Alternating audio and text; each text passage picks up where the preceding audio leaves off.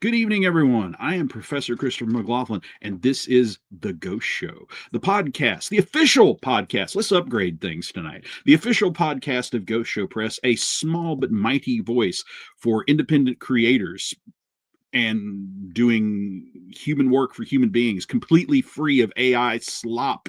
And because of wonderful people like you, we've been able to do some amazing things. Like, for instance, me, a long-haired leaping gnome, got to be the star of a Hollywood movie. And even more to the point, you guys have made these four real books that I'm holding in my hand that contain real words written by real humans. And because of amazing people like our guest tonight, there will be a fifth book in this series. If you think it is comically hilarious watching me trying to successfully hold up four hardcover books without dropping them in my lap, well, there you go. The comedic jeopardy has only increased because of the generosity and spirit of people like our guests tonight. And why don't I go ahead and introduce him? Introduce him. Andrew is one of our super backers, which meant that he went above and beyond the call to make our fifth book. Oh, here we go. Okay, so here we go. We started with transgressive horror, went to the original subversive sci-fi, then to fantastic flops, transgressive horror resurrected, and then there will be a subversive sci-fi evolution roughly here because of Andrew here going above and beyond. So hello, Andrew. Say hello to the folks. Hey, how are you? Good to meet you. Good to be here. Nice to meet everybody new. Yeah, Andrew's a multi-talented artist in the Windy City, and we're so glad to have him here tonight to just have a wide-ranging and wild and possibly unhinged discussion about cinema in all its forms. And when things get crazy, there's nobody I want with me more than my wingman, Rob Toth. Rob, say hello. Tell the folks about yourself. Hey there, folks. It's fantastic to be here with these amazing people, and very grateful for the chance to talk, especially for the chance to appear in the publications that you put out with such love, and that are backed by such amazing people and are filled with work by such amazing people. I'm a journalist, and I like weird, crappy films and weird, crappy sci-fi and things, and I've written a bunch of stuff about it for the professor, and here I am. Hi. Yeah. Yeah, well, Okay. yeah. Well, crappy movies. That's my kind of journalism right there. Yeah. And moving around the grid next, I have to introduce everybody to Alex Bledsoe, who is an amazingly creative guy, and you know, I've spent years calling myself a novelist with as much irony as I can put on that. And it's so weird to have someone who actually has the talent to do like really good novels here. And like, so I can actually say novelist in all sincerity. And we're blessed that when he's not making fantastic fiction, he's here sharing some funny and insightful takes on different movies, like his work on Stalker and science versus sci-fi evolution. But Alex, say hello to everybody, please. Hey, everybody.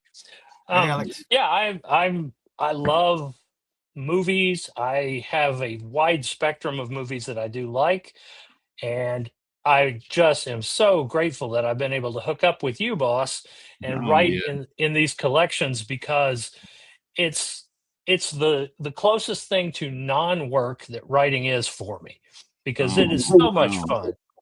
So Yeah. much fun to write these things.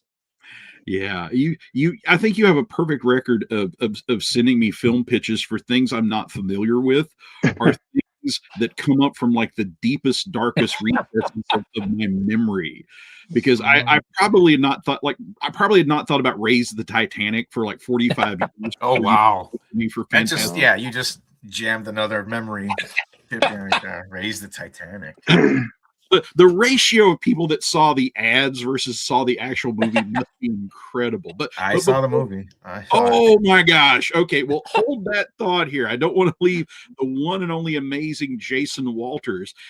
Jason is speaking to us from a apparently an armed underground location slash indie press revolution headquarters. So welcome, sir. And how does the fight against the zombies go? Oh, it goes really well. There's actually very little moving around on two legs in rural Nevada in winter. At all. Zombies are not zombies, so easy to spot them coming. Hey, I have a question about To Raise the Titanic. Sure. Is that the same film where they find out? I might be getting my 70s films confused. That there's actually people sort of living. There's like in the Titanic, like 100, like No. 50 years I think that's later. the Sign Adventure. But it's not the Titanic, is it? It's something else. You're Sign thinking Adventure. of the interminable TV miniseries Goliath Awaits. Right, yeah, Oh, that's the one with the bow people and like the Nazi secret eugenics plans were there. It was, yeah. The race to see who's more bored, Christopher Lee or the people watching him in this movie. And making a last-second run-in here is my longtime friend, Justin Moreb. Justin, we were doing introductions, so you want to say hi to the people? And hi to the people. I just wanted to make sure They're everyone's out there. doing well tonight. Yes. Justin, have you seen Raise the Titanic? No. I know it exists. I remember seeing a paperback adaptation, or was it the paperback inspiration? I don't know. Not heartbroken that I can't recall. And I do know it exists. Was it good? No. It is better than its reputation would have you think, but as far as being actively good, I would not tell anybody that. I like it.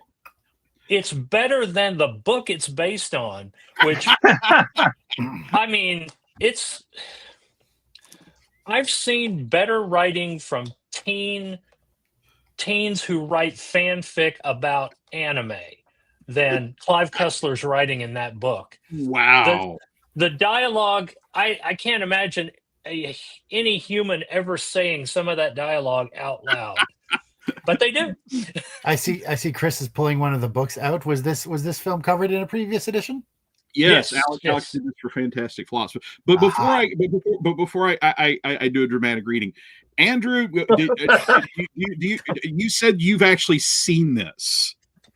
Yeah, as a kid, I just remember seeing the commercials, being fascinated by the Titanic, and this was before we had much information about whether or not we could find it. I don't remember. I just kind of remember it was like really, really exciting news that somebody was pulling off some sort of fictionalization at the time. So when I saw the trailer, I was maybe 10 years old, 9 years old at the time, and I love seeing the trailer. It excited me. I went to go see it. I don't remember anything except being bored. And I mean, but it was a theater I'd always go to, and I'd go to no matter what was playing there. And this one, I remember piquing my interest. The trailer was where it was at when I first saw the trailer. I was like, this looks really good. And then, and I don't remember much after that. One of those films, if a fight had broken out in the theater, you've been grateful for the diversion. Yeah, I mean, sure, but that's kind of how it was. But I was the type of kid that would go to the theater constantly, weekly, if not bi-weekly, because it had the 2 for Tuesday $1.50 day. Yeah. So I mean, that was, to me, I would see any and everything, and try to convince my uncles who were immigrants from Poland, like, hey, sneak me in, like, to see this R-rated movie. And he'd just sit there. I didn't know what it was about, and I would see naked ladies and blood, and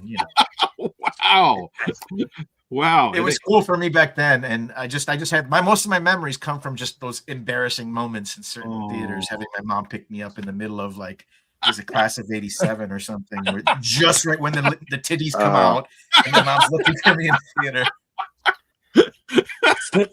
But those are the memories, right, that you cherish for the movie going experience. I actually got to meet a guy named Bill Rebane, Rebane. I met him, and he made lots of low-budget horror and sci-fi here in Wisconsin. Yes. And one of them was the giant spider invasion. Yeah. Oh my God! Yeah. And that was the first time I saw bare breasts in a movie. And I got to tell him that thanks to him, I developed a lifelong fascination. To this day, I am still fascinated by that. So Couldn't have happened any other way. no. Is that the movie? Is that the movie with the spider on top of the Volkswagen? That's the one. And then the spider in the blender. Oh God! This is the movie that has- turned Alex straight.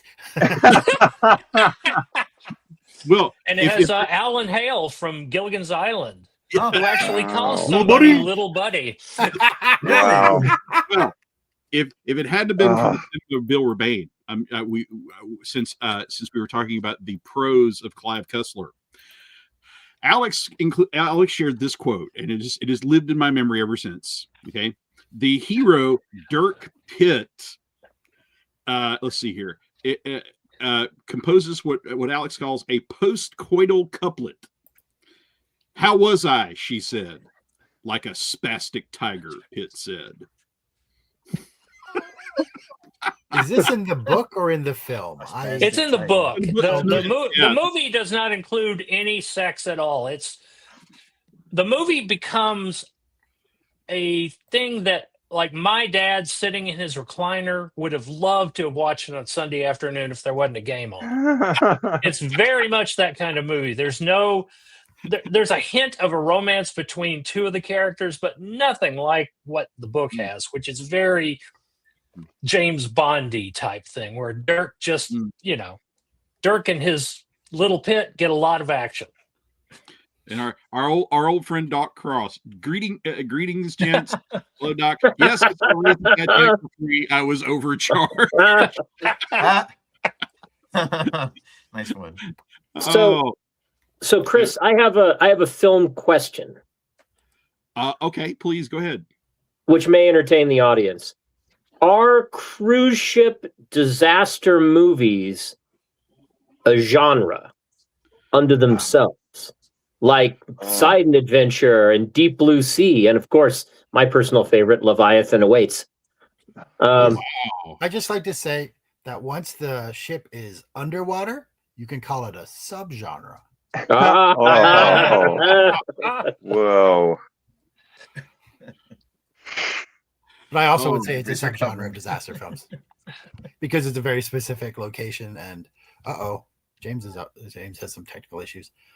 I would say that it's definitely a subgenre of overall large scale disaster films, just like tall buildings on fire and trains crashing. Yeah, I think that makes sense. I think that, how many can you guys think of? The ones you just named, those three. Deep Rising. Don't they go all the way back to like the 80 cajillion Titanic related movies? Well, Titanic's the big one. Yeah. Yeah. And then you got, if I remember correctly, Leviathan. Did we mention that? Movies about it like not long after it happened. The Poseidon Adventure, Deep Rising, Leviathan, Juggernaut, yes. Oh, yeah, that was the one I was that's trying to one I think meant. of. we could just start making them up and know it. Is Deep Rising the one where they find the cruise ship with like the giant octopus thing in it? Yeah. Okay, right. Amazing ending on that movie. Yeah, same director that did The Mummy, Reveal. the Brendan Fraser one. Oh, Very similar tone. Oh, Stephen Summers. There you go. Yeah. He also directed Van Helsing, didn't he? He did. They're not all winners. No, and he also did that CGI version of The Rock for The Mummy Returns. Mummy 2, The Scorpion King. Was that the subtitle? I can't recall. It's been so long. No, the Scorpion King was the character, but then he became the main character of his own little mini franchise. Anytime anyone complains about CG, I'm like, but did you see The Rock in The Mummy 2? No matter what we get, it'll be better. James! Hey, James! Hey, sorry. hello.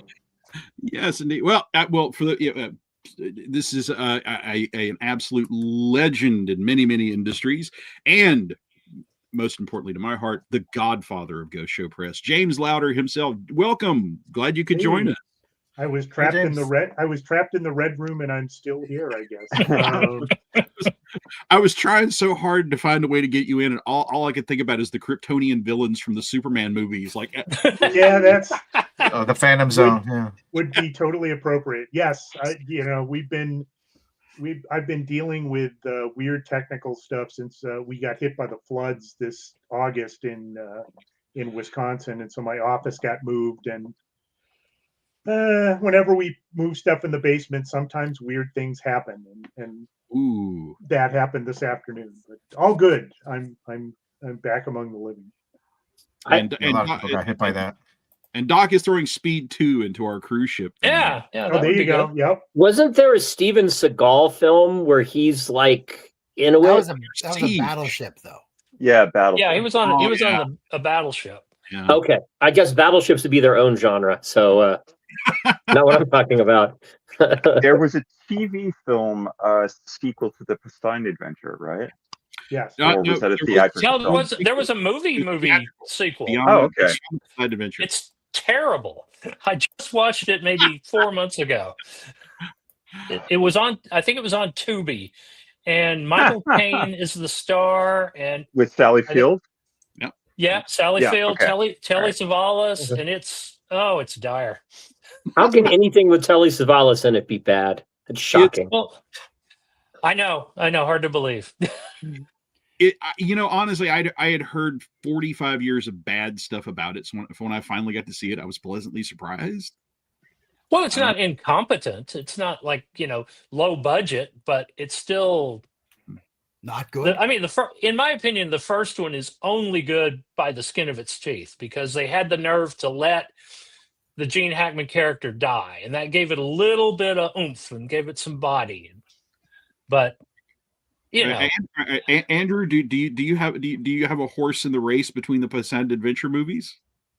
No, not at all. At this, the only thing I could think of is Ghost Ship, and I hated that movie, and I don't even know. Oh, that opening scene is so good that there's no way they could make the rest of the movie better, and they didn't try.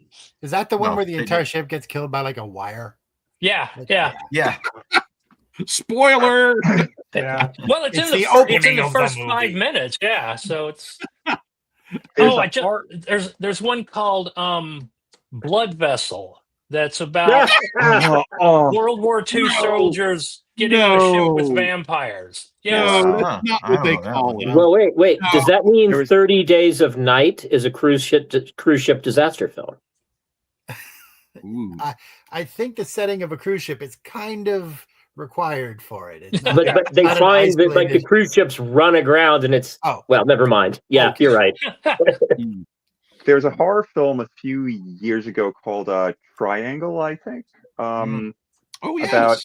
About a woman on a sailboat who bumps into an abandoned cruise ship, and it turns out there's weird time issues going on, and it's not really a cruise ship in that they don't really do anything with the setting that's fun or cheesy.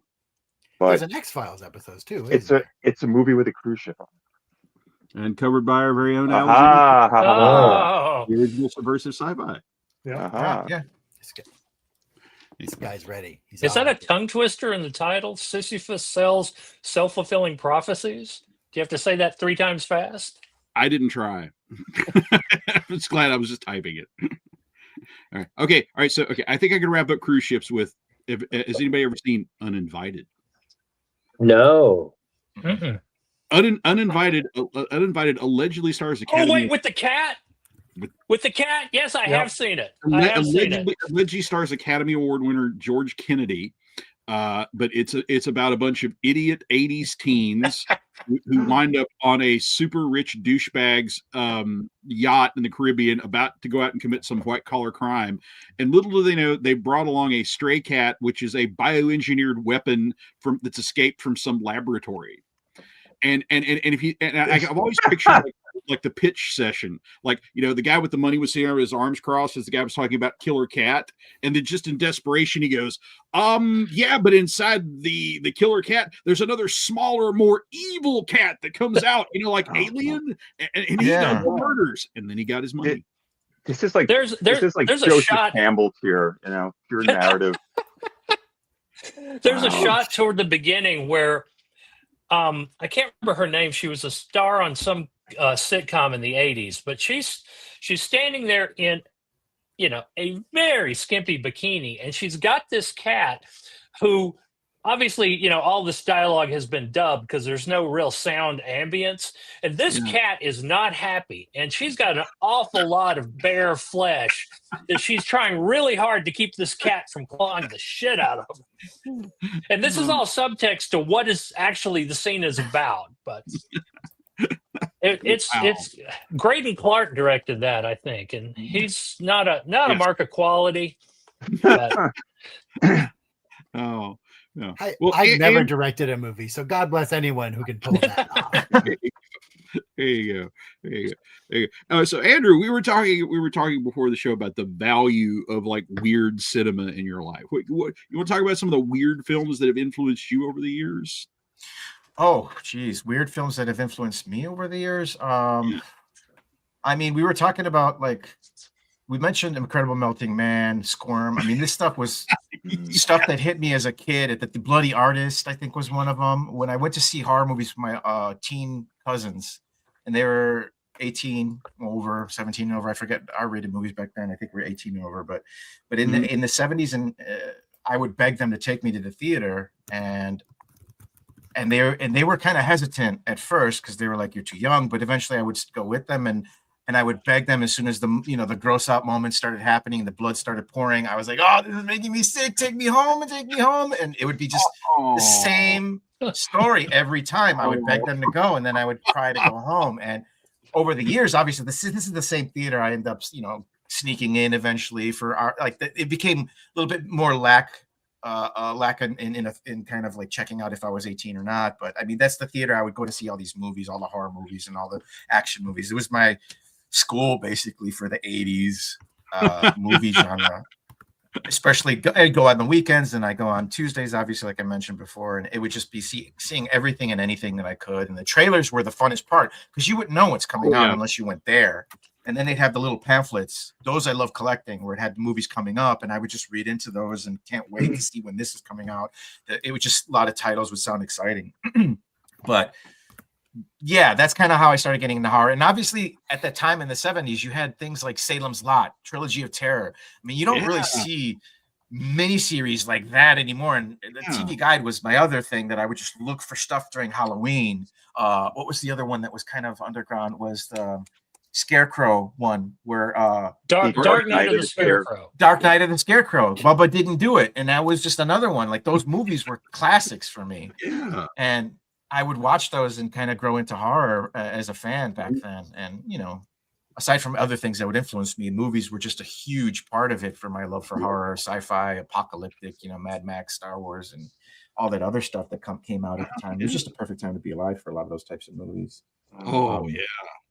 And then the TV miniseries were just where it was at too. They would always do like the 2-parters or the 3-parters, all the Stephen King stuff that obviously was just amazing at the time, that would just draw me in, and all the Halloween stuff, whether it be comical or whatnot. But that, what was the other one? I can't remember the title offhand right now, but the one where they went under, it was the giant turtle. And this is like a classic one a lot of people talk about. Bermuda Depths. Yes, that's another one that haunted me, and it wasn't until the internet that I realized other people were living that memory as if it was not real. And then, obviously, over the course of time, people find copies of it, and it comes out. Shared hallucinations are the best hallucinations, right? But it kind of enwraps around your DNA and your imagination, your creativity, these types of things. When it becomes, memory of a memory of a memory, and then you start creating your own stuff that's influenced by these things, and it just. I love that stuff. I love world building for intensive purposes of whether I draw it or whether I write it. Those are the types of things that I kind of fall back on. Those are things that kind of left a mark on me as a child. But weird movies, it would take a minute because there's just so many. but Yes. just a few that I came off the top of my head. Good choices. Thanks. Yeah. I mean, it led me to, back in the days when 7-Eleven had VHS tapes, that's when I would start breaking into like looking for other things that, and as a kid, I was like, which one looks like it'll have nudity in it too? So I'd watch Blood Simple and I'd skim through it. Where's the naked stuff? And then I finally watched the movie and I'm like, what the fuck? This movie's amazing. And that's one of the movies that got me interested in the Coens back then. Andrew, by any chance, have you ever seen the short film that the Coens made with Josh Brolin about the Texas cowboy that goes up to an art theater and he's asking a guy working the box office at a small indie college art theater about the films they're showing. And never saw that. The guy at the box office is like, well, put that in my list. It's a black and white study of dysfunction in a family. And Josh Brolin's going, And after he went through like 3 or 4 films, he pauses and goes, which one of these would be most likely to have nudity in it?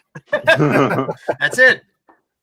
That's kind of how I got. I mean, that was part of it. I want to say, like, one aspect of my love for film. It you kind of get pulled in these different genres just by covers, and Evil Dead, same thing at the time. This is like, I don't know. I hear about these movies. Some of them I never got to see them, and then I watch them and I realize there's just so much going on that is really fun, and it pulls me into all these different other genres, whether it be role-playing games, Call of Cthulhu, or books, and as a kid, for me, it was learning to have the endurance to read over time because I had such a easily distracted mindset. So for me, because art would be where I would spend time, and then I'd want to be entertained, but books eventually also starting to read other books and breaking free. But it's always one thing leads to the next, one thing leads to the next. No matter. That's the fun part. It's almost like a detective thing. You find that the guy who directed it wrote this, and the guy who was an effects artist did that, and then it pulls you into all these different things. But the movie going experience, I think, is where I really keep going back to just the feeling of the theater and the smell of the popcorn, sticky floors, the bathrooms that went down the stairs, and you're kind of spooky unto itself. The theater where the scariest thing is the bathroom. Here's to right.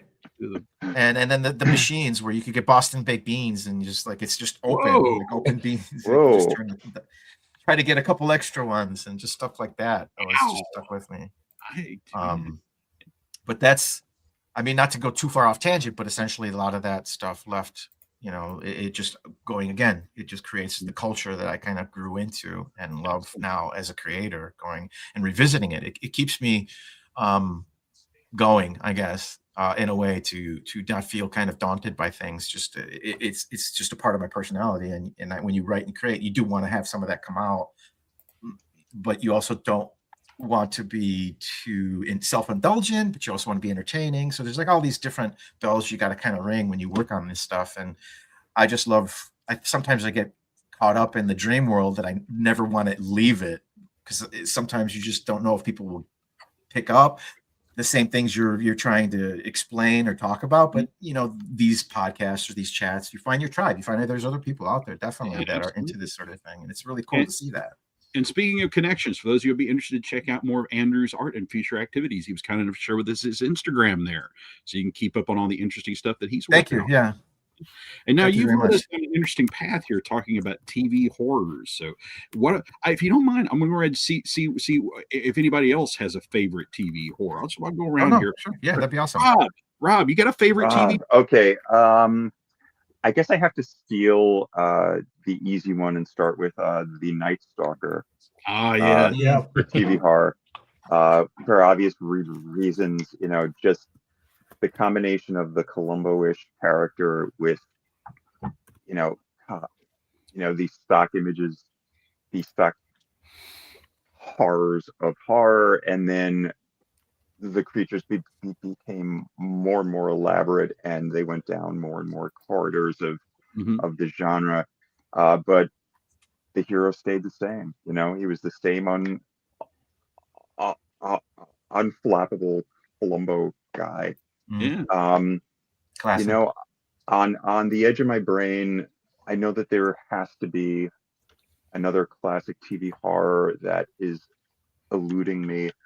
A lot of British stuff that has passed out of my mind at this moment, like stuff like the Children of the Stones. Other things from the 70s, a lot of the Doctor Who stuff from the 70s has that kind of weird horror vibe where it's serious in a way that American shows were not. And they were just, God, see, all these things are starting to flood back to me now, because it seems like there was a point where you could do this stuff. You could do small, stupid, weird stuff in the mainstream, and there would be room for it. Was the Demon Dog, the Hound of Hell, was that a TV film? Yes. Yeah, Zoltan and the Hound of Hell. Zoltan. No. You're conflating two movies. Oh, Okay. no. Yeah, there was Zoltan, Hound of Dracula, which got a theatrical release. Oh, okay. I've shown it at movie parties, and I challenge my guests to count the Academy Award winners who had to do this. and then Devil Dog, Hound of Hell was a TV movie. Okay. Yeah, but that's the kind of thing again where, there was the leeway to do that kind of thing in a major network where it's like, sure, why not? Kind of a demon dog may care attitude toward things. I'm in my babbling mode now, but I think that there is something to be said for horror of that time period in the context of TV, where there were these very specific constraints, but they found the eeriness within those constraints. Yeah. Oh, or the Gargoyles TV film still haunts me. Stan Winston's effects, yeah. I have to stop now, or else I'm going to keep going. So I pass. And before we move around, I have just to put a capper on the world we live in. The 4K UHD edition. We live in an age of miracle and wonders. Justin. Not everything needs 4K. Right.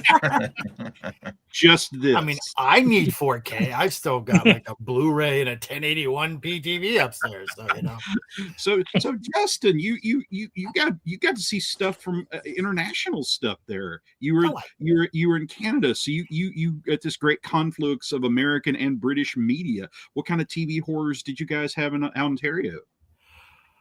Oh God, I'm trying to remember. And really, first off, until we got cable, it was just CBC, CTV, Global, TVO. If you really jiggle the wire, which honestly, I feel like I missed out on a lot not watching more TVO, because I believe Elway Yost came up the last week. Yes, yes, he was. That man was an icon. I did not get him engaged with his work, but I mean, horror was never my thing. I mean, the most horrific thing that ever came up on our TV was a particularly bad Habs game. So, but it's no. I mean, like like occasional episodes of the Twilight Zone. That would be my favorite thing. But speak no ill of that. Mm-hmm. No. All right, Alex. Here we go. Our friend Doc Cross, the Stone Tape. Oh yes. Yep. Nigel Neal. Yep. And deep cut here, Boris Karloff's Thriller. Thriller was another one. Yeah. Oh. Yeah. Spectre. A pilot for a show by Gene Roddenberry. Yeah. With what's his name as the hero. Yeah. I'm sorry. If I can jump back in, Please. There was a show I never watched, but which everyone in my cadre did and adored, which was not a horror film. It was a children's entertainment show called The Hilarious House of Frightenstein. And Here to do it. I don't know. Of course, Chris, you would definitely know it, and Rob definitely, and Jim. I saw your eyes lighten up too when I mentioned that. It was basically a one-man show run by comedian and producer Billy Van, who I didn't get to know until I saw his "Hey Kids, Here Are Computers" show on TVO, during one of my endless summer computer camp sessions. But he basically kidnapped, hired Vincent Price, brought him up to Hamilton, threw him into a studio for a week, filmed several dozen bits with him, like day after day after day after day. All right, Vince, costume change, say this, costume change, do this, boom. And it blew up. Everyone liked it. It showed in reruns till, you can watch it still on Tubi. You can watch it on Tubi. Make that life choice. But yes, it was something that everyone I knew when I was older enjoyed watching it, and I was like, oh, I don't even know what you're talking about, guys. You have, but it had fright in the name, so that's why I Right. bring it up. You've left me with an image of Vincent Price being abducted by the Canadian equivalent of the Symbionese Liberation Army. him being held hostage off camera, and like in between bits, he goes, "I have a margarine commercial coming up in a couple of hours."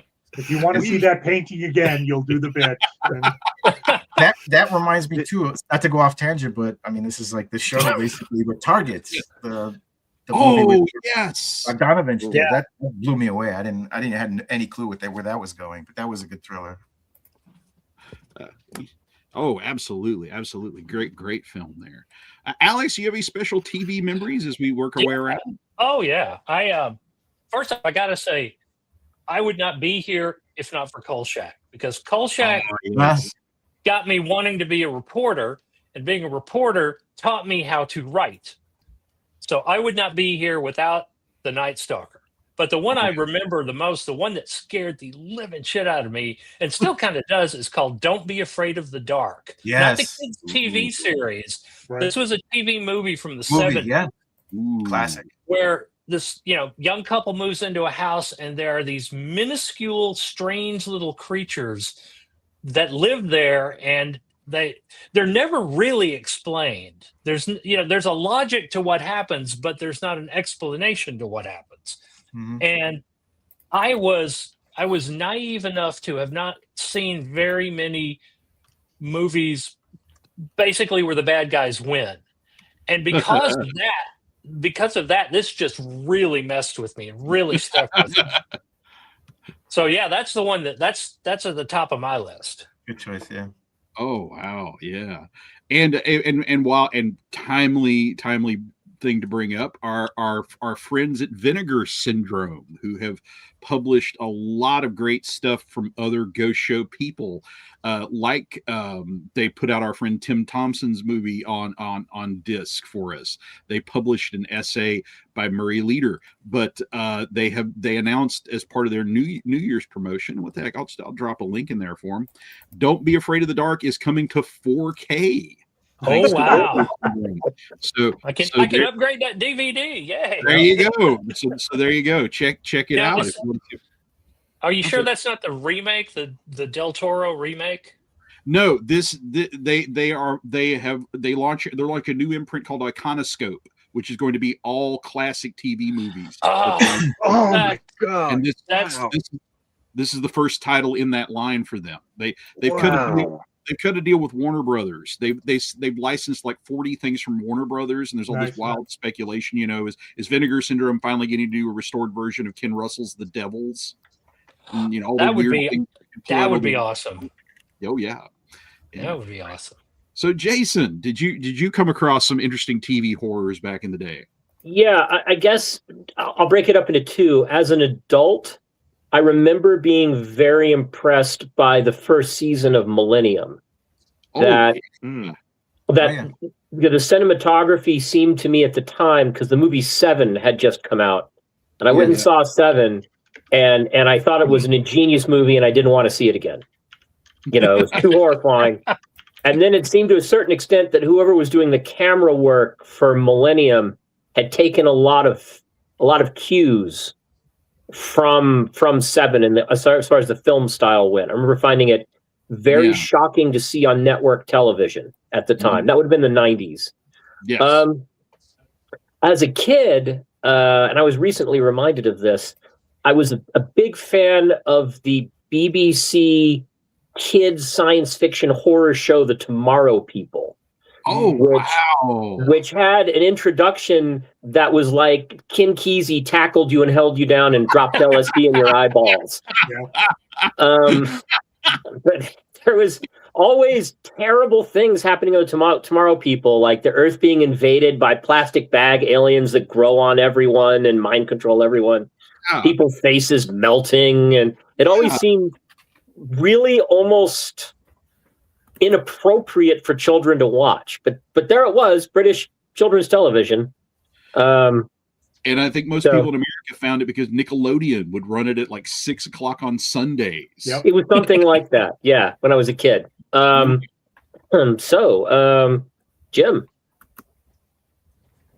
favorite TV horrors? Oh, well, definitely Kolchak too. I mean, Night Stalker, yeah, that is phenomenal. The ones that stuck with me when I was a kid was watching Night Gallery and Outer Limits. And so, the caterpillar episode of Night Gallery, which is, you can't watch that and not be scarred. That is, how does this get on television kind of level? Or even the Roddy McDowell in the pilot with the cemetery story, the same thing with Outer Limits with feasibility study and some of the other just amazing stories they managed to get on those. Because those for me were also running on the UHF channels in Boston around the time that I was watching the Avengers and Creature Feature and Creature Double Feature on channel 56 in Boston. And so yeah, those were must watch things for me. Night Gallery came on really late, and it was always that spin the wheel. Is this going to be goofy, or am I going to be awake for the next 3 weeks? For me, it was seeing the song come on, realizing I should go to sleep for school or watch it, and I just always watched it. I didn't care. Yeah, that's it. Right? It was just, it always leave nightmares. The one that stuck with me, like for the caterpillar, was the spider one where he kept, every time he'd flush it away, it'd come back big. Yeah. Right. Yes. Right. Classic. And our friend Doc Cross watched One Step Beyond Our Lives at all first run because I'm old. All right. There you go. Well, join the club, baby. I have my badge of middle age. I have my Steely Dan mug. I am drinking. There you go. That. And then Doc follows up. Okay, don't be afraid of the dark. Here's an endorsement I had to share here. Doc says, I saw it when I was in the Navy station in Guam. It creeped out a half dozen sailors. Wow. Yep. Yeah. What more can you say about a film? Yep. All righty. Wow. Well, with the British TV too, Sapphire and Steel. Like tomorrow, people, holy mackerel, is that show when it hits messed up. Oh, well, that's kind of a deep cut. You want to give people like a thumbnail sketch on Sapphire and Steel? Well, God, how do you describe it, right? There's sort of elements. It's David McCallum and the woman from Absolutely Fabulous, right? Yeah. I would have said pretty, but yes. Right, yeah, I mean, and depends on what you've seen, right? And they are temporal agents fixing glitches in time, and it's letting the dead bleed through. There are haunted houses that have these loops that are running, and they're trying to figure out exactly who's haunting it and how to fix it. And there's somehow these weird super science related to elements, but they never really explain it. What they Sapphire and Steel have been summoned or something like that. Yes, and they run into, and there are other characters who come in and they have powers related to the elements that their name is, and it's just an odd show. And there's two of the episodes, the one in the train station and the one in the haunted house at the start, are both amazing. And those run right now. You can find those on streaming.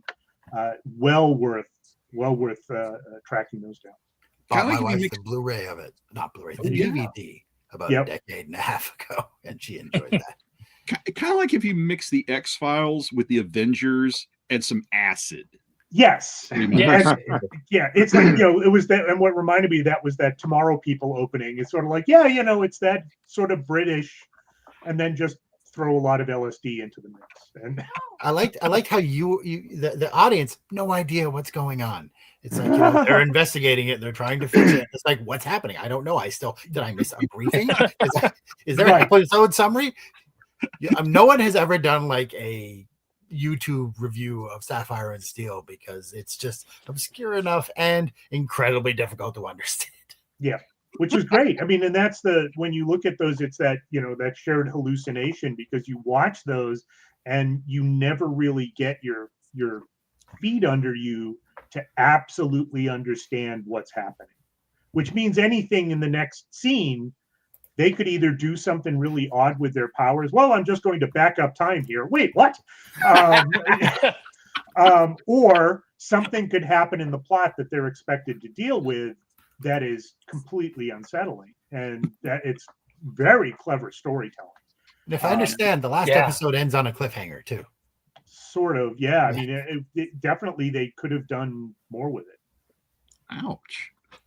Do you remember the BBC show UFO?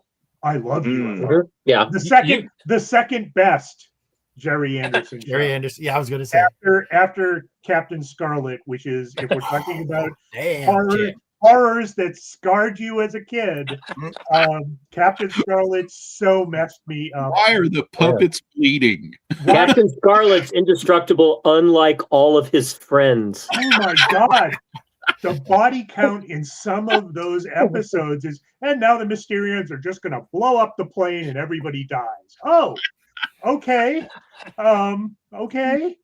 So, yeah, but UFO, amazing. Yeah, and very much strays into horror territory with a lot of its shows. Yep. Even though technically, it is science fiction, the atmosphere is very horror related. Yep. Oh, yeah. Yeah. Captain Scarlet, when you want to talk about your disintegrating marriage and divorce, but all you have are puppets. Yeah. Yeah. There's that line that goes to that the Stone Tapes and Nigel Neal with the Quatermass stuff and Captain Scarlet and Tomorrow People and Sapphire and Steel, that thread of super weird British science fiction that is incredibly subversive, because it's not coming from the US. The rockets will all look really cool, and there'll be leopard women on the moon. It's like, oh no, not that at all. Which is the one where everyone is blinded by an eclipse and then plants start to eat? The Triffids. Yeah. Yes, and that's another And great one. Yeah, Wyndham's novel and the movies, it's science actually isn't going to help you, but you'll sort of understand why you're all suffering and dying. I remember I was in college. I was just starting to get into J.G. Ballard, and I can't remember. It may have been something Ed Naha wrote. It sounds like, but he said nobody does the end of the world like the British. Right.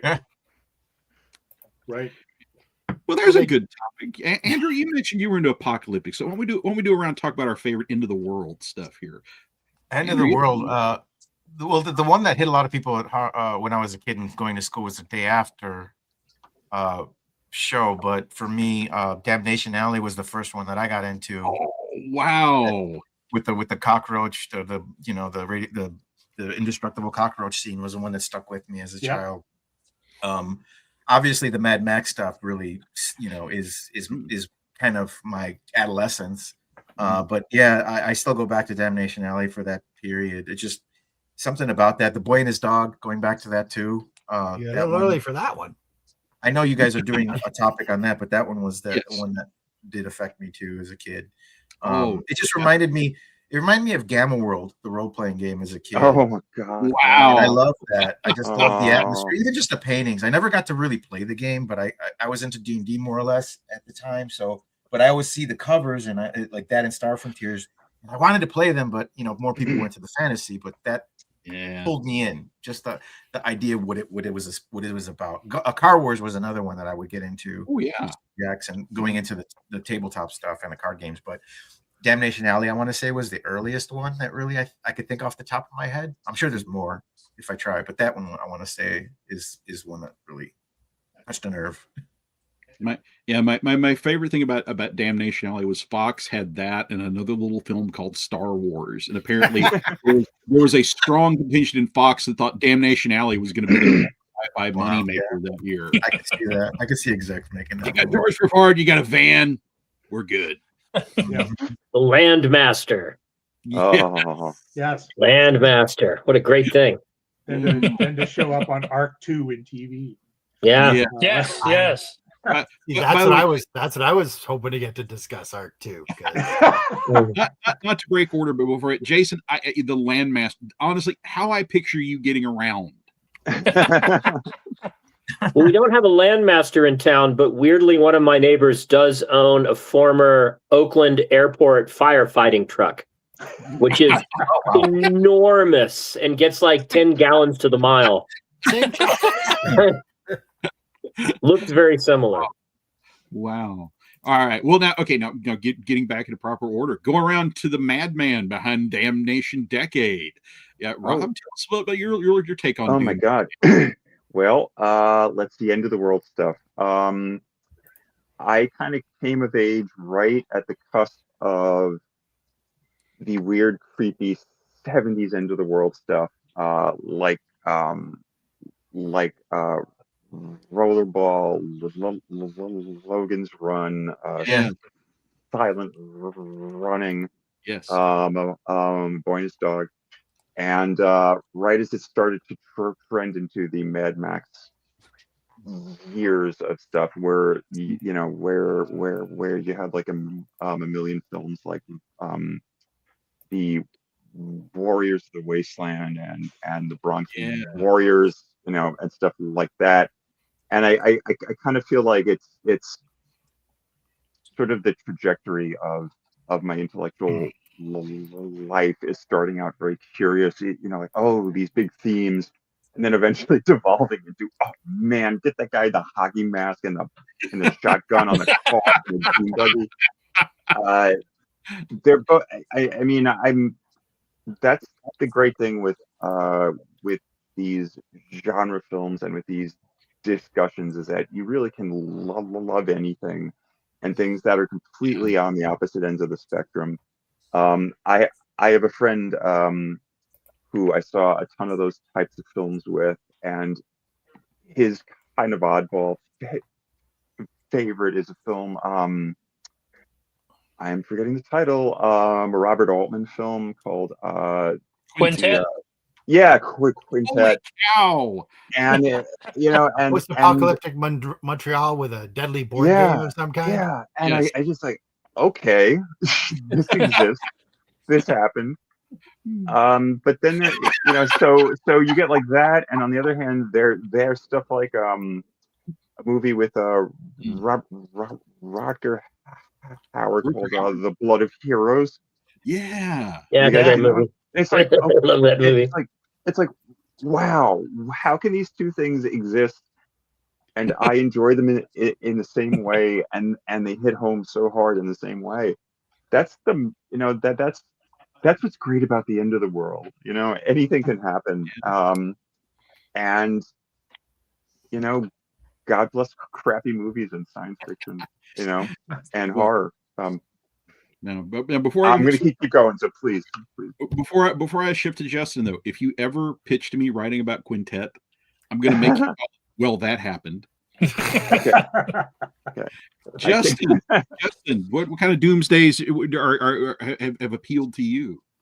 I can't say I ever really cared for them, to be honest. It seemed like more of an impending thing than something I wanted to get my entertainment out of. The Mad Max films, always a classic. I remember Arc 2 more from the ads in the comic books for that fall's Saturday morning lineup than any actually things having to do with the show itself. But I remember, like everyone said, watching Damnation Alley on TV one day, and I'm like, listen, hey, it's the guy from the A-Team, yay! And someone just got eaten by giant scorpions. Oh no, it's just a mannequin. Well, that was weird. I guess he was dating that mannequin and riding around with it on the back. None of it makes sense. Just remember, I remember next to nothing except my own confusion. But I wish, I think there was. Christopher will always ask for some sort of weird Canadian content thing, which makes me wish you gave me some preparation for these things, because I'm an old man with not many functioning brain cells. But I think there was a show called Odyssey 5 in the early part of the decade, of the century. Yes. Yeah, I remember that one. Peter Weller. Oh, wow. Yeah. You don't get paid not to act. But and the best Canadian apocalypse, Rabbit. From Cronenberg. Was that a full apocalyptic film, or just people having a shitty day in a building? Well, I mean, there's no indication at the beginning that the Canadian government is making much progress against it. Oh wow, I didn't see it till recently, but there was a Canadian, I think either zombie or plague film in the 70s that I only saw a couple years ago. I think you might have mentioned it to me. And it was filmed around the corner from my house, but before development had happened. So it was basically an empty country road where now there is a Walmart, and which I believe is an apocalypse all on its own. But yes, and I can't remember what it's called, but it was. I can't remember a lot about it. I'm very pleased with myself that I recall it existed. So, all right, woman, man, camera, television. Yay. Yeah. Well, Alex. That's a title. That's a title right there. So, Alex, what kind of doomsdays grabbed you? Okay. There is the first version of I Am Legend, which is called The Last Man on Earth with Vincent Price. Yeah. And it doesn't get a lot of critical love, but I really think it's solid. And the thing about it that always sticks to me is it's very much an anamorphic film. It's shot for widescreen, but for years you could get it on public domain DVDs, but it was always cropped. Yeah. And there's a scene in the movie where the zombie/vampires are trying to break into his house, and he puts a jazz record on to drown them out. But in the pan and scan, you don't see him put this record on. You just see him. He just walks out of the shot, walks back in, and suddenly it's like music from the Batman TV series is just playing with no context at all. And I always thought that was just so sophisticated and so out there. But then when they finally give you a good thing of it, you could see no, it was just bad cropping. He's trying to get to the apocalypse by remembering his glory days as Egghead. Yeah.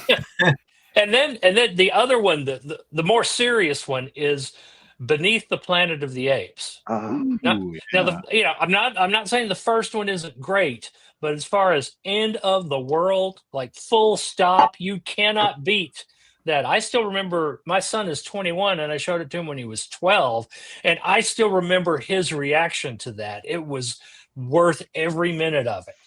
Yes. And it's just hard to believe that we're making a sequel to this really successful film, but we're going to close it off so we can't make any more sequels. Okay, let's do that.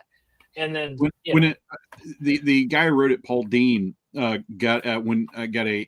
after that came out, got a telegram from Fox, and it read the sum total of the telegram was beneath a hit, apes live, sequel required. Yeah. Wow. And what he came up with was what he came up with was brilliant. I thought, his whole approach to creating the stories for each progressive movie, I thought was really good at building on what he had. Oh yeah. Conquest, or what he didn't have in case of the budget. Yes. Well, true. Yeah. But if you see the Conquest of the Planet of the Apes, the first version before they added on the happy ending, it is brutal. Oh yeah. And much better because of it. Yeah, and if you ever have a chance to sit down and read the script outline that Dane sent in for the 5th movie before the Carringtons got a hold of it and put all the sappy kid stuff in it, the 5th film that Dean wanted to do was incredibly freaking dark. It almost made me, it had me seriously wishing somebody had made it. It may have killed the whole series dead because it would have traumatized kids for generations. But that's kind of how I'm wired. So if you ever get a chance, worth it. All right. So Jason, from your Doomsday bunker, what Doomsdays appealed to you? Well, I'm afraid Alex stole my thunder a little bit because I was gonna gush on my own love of Vincent Price's Last Man on Earth, and how I think it is the superior version of the film to both Charlton Heston's Omega Man and Will Smith's I Am Legend. Oh yeah. I love the way he spends his nights sharpening steaks in his garage with his lathe, and then goes out in his woody station wagon to kill vampires during the day. I love the climactic hand grenade battle at the end where Vincent Price is running around in a turtleneck, hurling hand grenades at vampires. Everything about that movie. All right. How about the 1930s British science fiction film, Things to Come. Oh my God. Which is a post-apocalyptic film under which really only fascism can save us from the apocalypse once it's happened. You got to spray the gas of peace everywhere from the sky. Technocracy. There's some fantastic dialogue in that movie too, right? Yeah. Well, they'll find you. Well, they'll find me ready. The scene when he lands his plane and he gets out of the stands up, and the cockpit is his helmet. He stands up and the cockpit's mounted to the upper section of his body. It's great stuff. Wow, that's worthy nominee there. Yep. Well, Jim, I just having read your brilliant piece on the Quiet Earth, and all these wonderful doomsdays. That is definitely one that would have been on my list anyway. I'm really glad I got a chance to write about it, because that's another one that you watch and it's like, wow, this is a scarring film. The scene in the church and a couple of the other specific things that happen, and the ending of that movie are just beyond belief. I mentioned Threads in the essay, and I'll mention that as, that's the sizzling cinematic British poker to the eye that if you ever watch, just as far as, The Day After and things like that, you will never want to watch it again. It's brilliant, but that is one of the most depressing films you will ever see. I'm a big zombie movie fan, so the classics and Beyond and things like that. I'll mention one more that's super obscure, Pontypool, which is a Canadian film where the zombie plague spreads by language. Oh yes, and that one, from a few years ago, really cool. I got to see clever. A premiere screening of that with the director and several of the cast and the guy who looks like the Canadian Timu Lance Henriksen, whose name I've forgotten. Somebody help me out here. Oh my God. I don't think any of us can talk Canadian Timu. Yeah, right. He was in a little bit of discomfort, so he spent the entire evening at the front of the theater, kind of lunched over like this on his chair. But no. It's always great to get the feedback of the creatives from. Wow, great movie, surprising. It's one of those, especially when you start talking about zombie films and things like that. What can you do that's different? Yeah. And they came up with a vector for that movie that, this is completely original. There's not another one like this. That's great. Yes. And our dear friend Doc Cross weighed in to represent for seeing the original Planet of the Apes. Yes.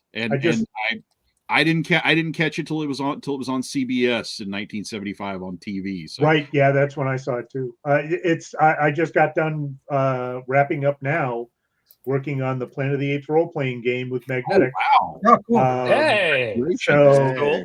I did all the editorial wrangling for that with Drew Gaska and the E.L. Thomas and the other people who worked on it. Cool stuff. It's based on, we had the license for the original films, the television series, the animated stuff, and some of the novels. Cool. Wow. Nice. Very cool. So yeah, Wow. it's going to hit retail February, March. So the core book and that'll be will be coming out pretty soon. Bill Sankovitz did a very cover cool. for it. Yeah, did one of the nice. covers I for it. think I saw that. Yeah, he posted it. Yeah. Yep. Well, Yep. wish you much success with that. Is the musical covered in it too? No. though I made an awful lot of jokes about it using that when I was doing my editing. So it was represented in the creative process. Oh my! Well, gentlemen, we've gone past an hour, and in a deference to those of us who have things we need to do on Monday, like give a lecture on modern American politics and in the current climate, bound to be no controversy given current events, I'm sure. We will gently wind things down, and we'll go around and we'll give everybody a chance to talk about what you're working on, what's going on, and Andrew, what was you're giving you another turn here. What do you want to say to the folks or talk about here before we say goodnight? Oh no, nothing. It's just a new year right now. Setting up proposals for the coming spring for me, and just working on some projects on the side. I just got finished doing a Mortal Kombat fundraiser art for the Raiden Foundation. That was fun. That was getting back to the old comic stuff I did back in the day with John Tobias, co-creator. He does video game still work, and me and him have a history, but for the most part, the Mortal Kombat franchise I have like kind of an indirect connection to. So that was a big event recently that we got to auction off some art pieces and some things like that from that era. That was really fun to do. So I got to do a Raiden and ink one of his Scorpion pieces and color it. So that was fun. It's kind of, you want, like, over the years, as you make certain things professional and you get into the rut of like making money, you also want to not lose the joy. So you kind of, for me and him, it's like you reminisce about the good stuff that before things blow up and get popular, like what made us do this to begin with, hanging around and just drawing over each other's art and just having days where you just hang out, clubhouse atmosphere. And that stuff is kind of like, I love doing things like that. And it kind of gives back to the community that it helped kind of build up. And that was the last fun thing I did. There was a book, an anthology book called Pots and Panels. I don't know if any of you are familiar with that, but a lot of people from Chicago got involved in that. Over 40 creators doing books or stories related, anthologies, short stories related to cooking theme and food. Oh, wow. And mine was about a gangster, a Polish mob boss who knew he was going to be assassinated on the day of Easter or the day before Easter. And he went to this restaurant knowing he was going to die, but he didn't know who was going to kill him. So he starts having of the ghosts of people that he has killed or hurt in the past haunting him. And that was the short story. The recipe kind of comes in indirectly through a Polish soup called białe barszcz, which is an Easter soup. And each ingredient you get blessed on Holy Saturday. And each of those ingredients, like the butter represents family, or the bread represents family, and the salt and pepper represent the bitterness and spice, and just everything represented a different aspect of his life. It was fun to tie that in to his kind of storyline of remorse. But that was the last cool thing I did. That project's kind of in limbo now because of it's a Kickstarter where people don't know where the funds went and where the books are coming out. Yeah, I don't want to get too deep into the mud on that one, but that one, if you're in Chicago, you can find it at Chicago Comics. I think they have copies of it. But other than that, just the stuff I do is I wear a lot of hats, but I also like trying to give back. So teaching to community, basically. So I'm working on a couple of proposals for doing comic art, role-playing game event, and game design for kids, basically, like at a not-for-profit over here in Little Village in Chicago. Oh gosh. Well, yeah, I mean it's rough in some of these neighborhoods, so you kind of want to. Kids, I mean, I was going to do this basically because just neighborhoods underdeveloped or not underdeveloped, but kind of ignored. You want to kind of give something for them to look forward to. But now it's like you got ice, and on top of that, you got kind of two pressures from the violence in the neighborhood to the ice in the other end of it, and kids are just stuck in the middle and they don't have anything to do. So I want to kind of be involved somehow through some of the friends I have in the political activism to help out there. So that's kind of where my head's been at lately. Well, now you have our contact info, so you let us know what you're doing in the future, and when you are ready to promote something, let us know, and we'll be happy to boost your. Oh, I'd love to. Thank you. I appreciate that.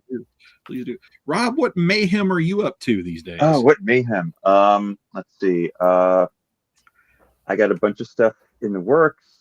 Nothing concrete enough to talk about at the moment, but when things start to develop, I'll let you guys know. And I hope that my future plans are going to include a lot more anthologies and a lot more essays for Ghost Show. But yeah, very simple. I'll Simple is good. Well, Justin, what are you up to these days?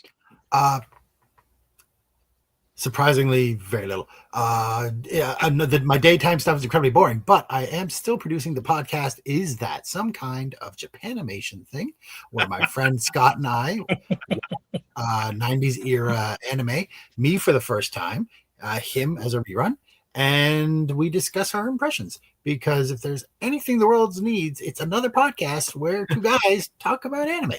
But I think it's really good. Our Christmas episodes in particular are very enjoyable. There's a really good one about Sailor Moon's Christmas episode. So is that some kind of Japanimation thing?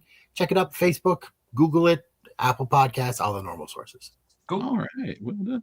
Well, Alex, I know you're writing something cool. What's the cool thing you're currently writing? Let's see.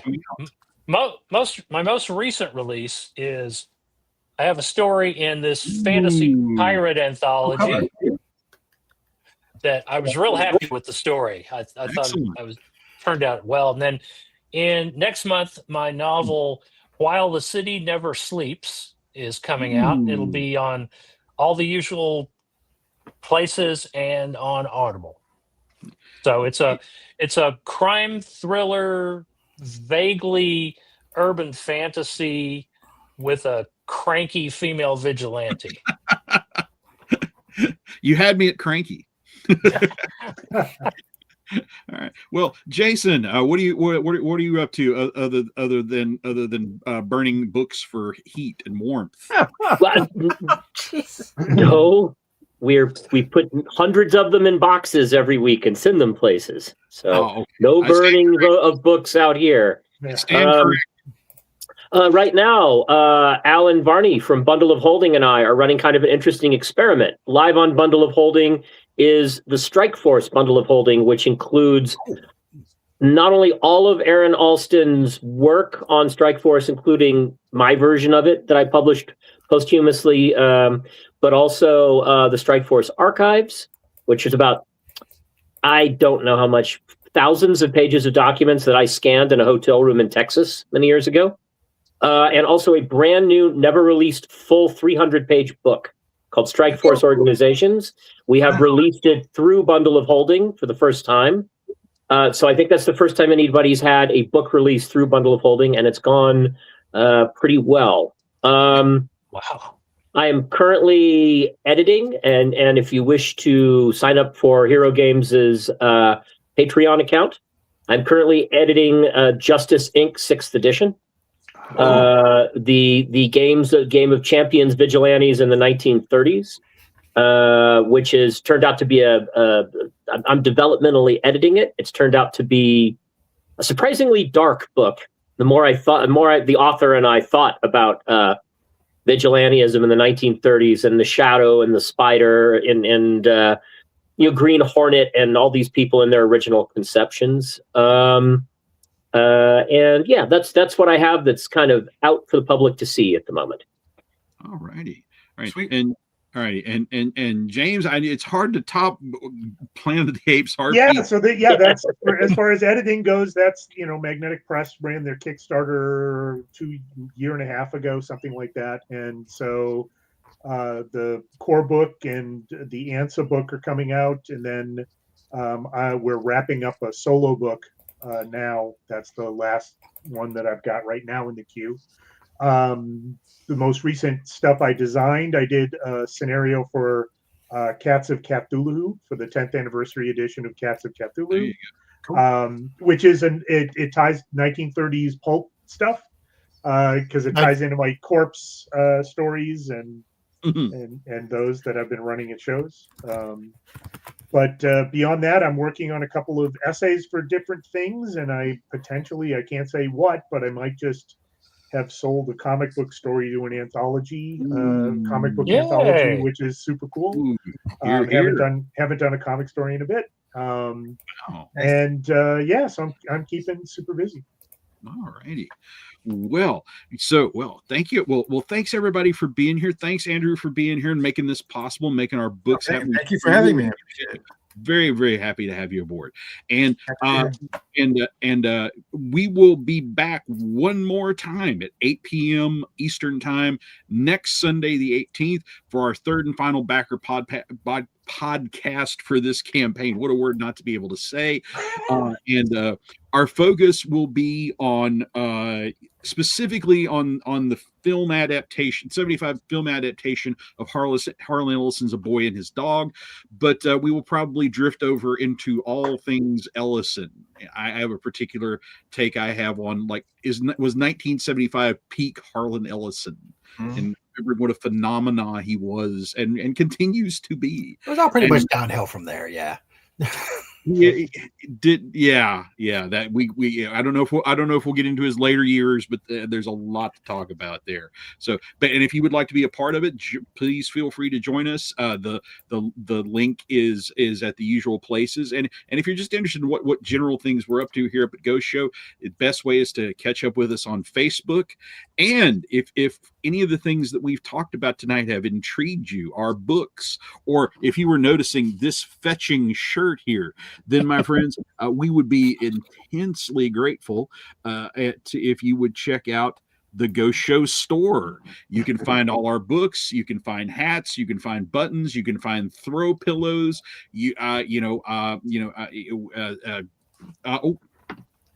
phone cases. So we've slapped our logo on everything we could conceivably slap it on. So yeah. Well, thanks again to our guests. Thanks again to our viewers out there, and we'll be back in a week. But until then, my friends, I am Professor Christopher McGlothlin, and this has been the Ghost Show.